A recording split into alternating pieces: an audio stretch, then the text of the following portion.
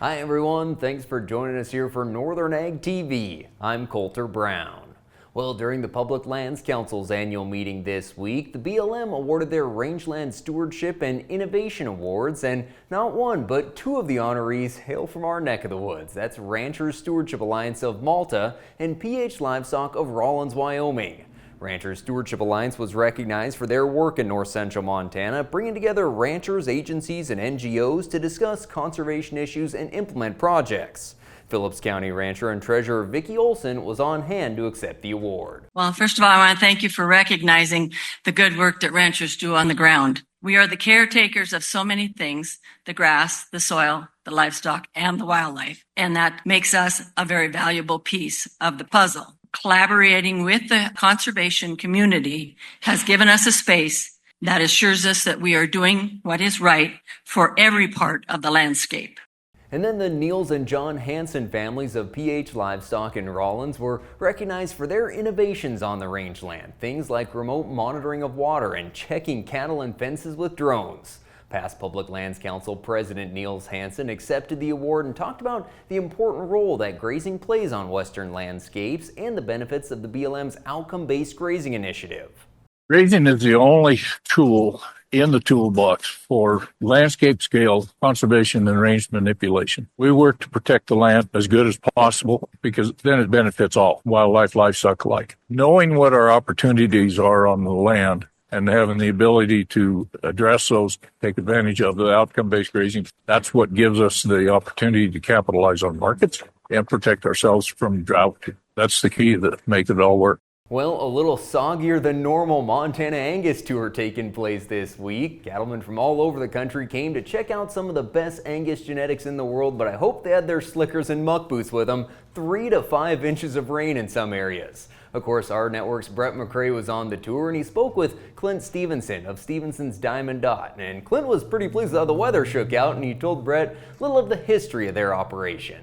You can't beat this rain. It's really going to help the country, and we were really needing it, and it's really a blessing. Our family has been involved in this area for years and been a part of the Angus breed for a long time. Stevenson Diamond Dot was originally part of Stevenson Basin and marketed through boats through there, but for the last 14 years, it's been a sole entity on its own, and we have 2 big sales a year, and we've been at it a long time and have a lot of long-time loyal customers, and our whole family is involved with it.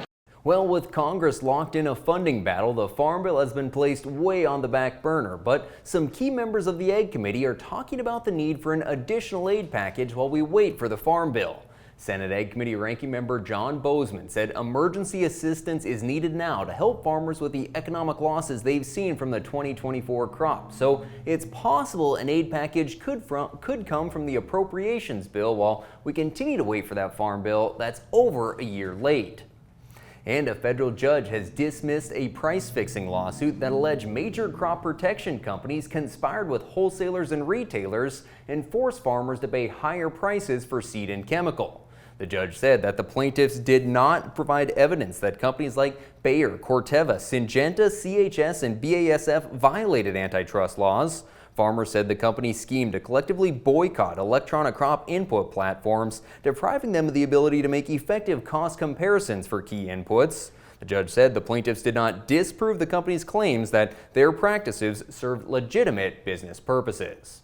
Well, thanks for joining us this morning. We'll be back shortly to talk about the markets. From the beginning, we've worked closely with farmers. BNSF's ties to the agricultural community go back 175 years. Together, we've innovated to make the U.S. agriculture supply chain one of the most efficient and productive in the world.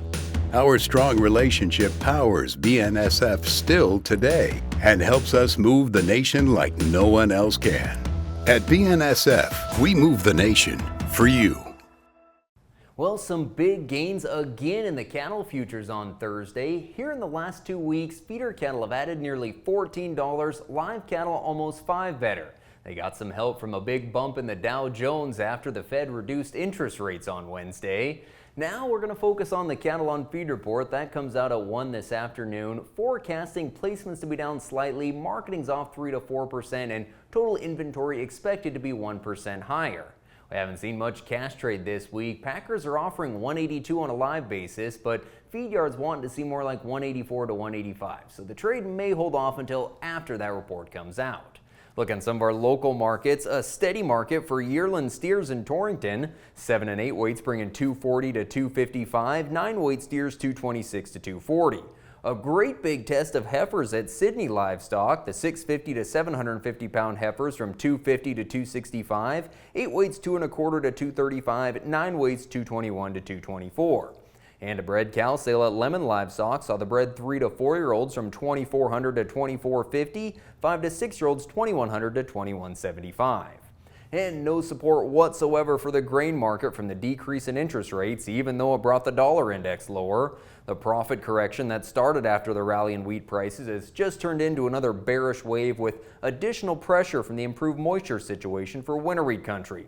Since last Friday, December winter wheat has lost 36 cents down to $5.64, spring wheat down 28 at $6.07. Well, thanks for joining us for this morning's Northern Ag TV. Hope you enjoy your Friday. Take care.